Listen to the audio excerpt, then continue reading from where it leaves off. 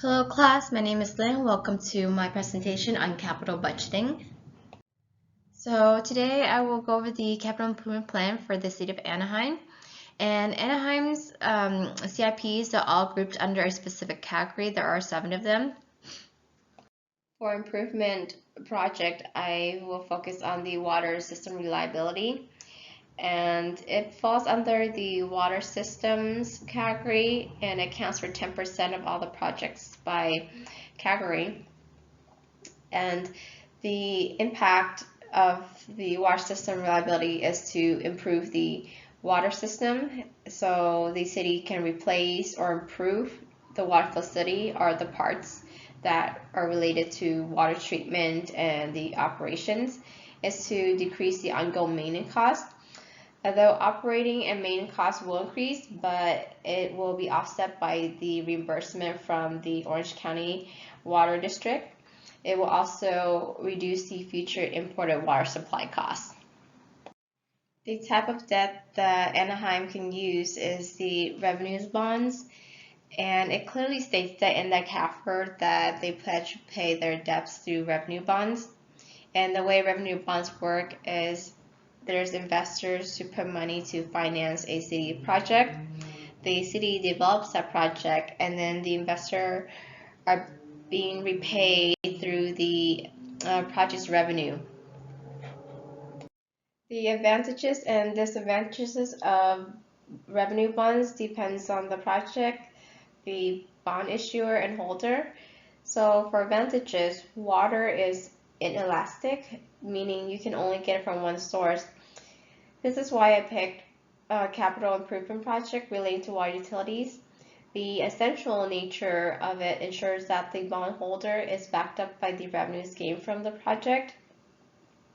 It also, the reason why it makes sense for government to use revenue bonds for utilities, since they're essential, everyone pays for them, and there is technically one place you can get that necessity from. The city is also guaranteed that it is able to pay back their debt. So you'll see a ratings of AAA under Fitch Standard and AA under Standard & Poor. This information can be found on the CAFR. And in comparison, the city must seek voters' approval for general obligation bonds.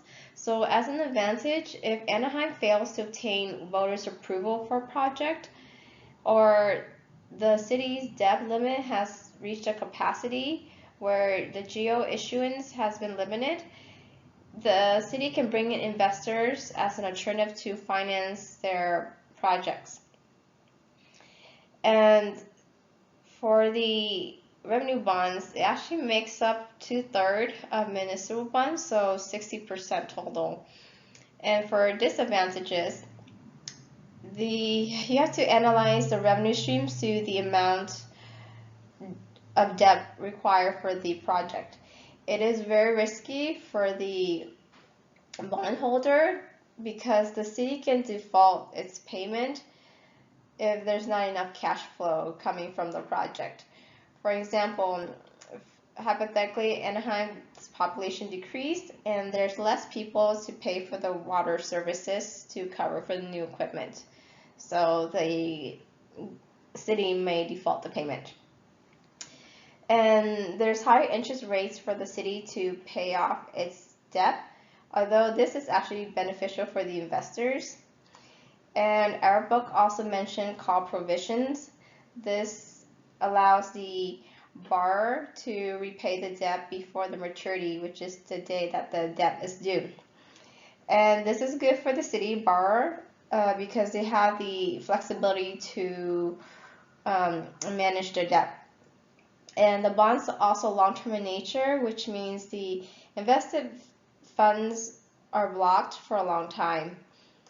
And the proceeds of the revenue bonds cannot be used for general unrestricted purposes.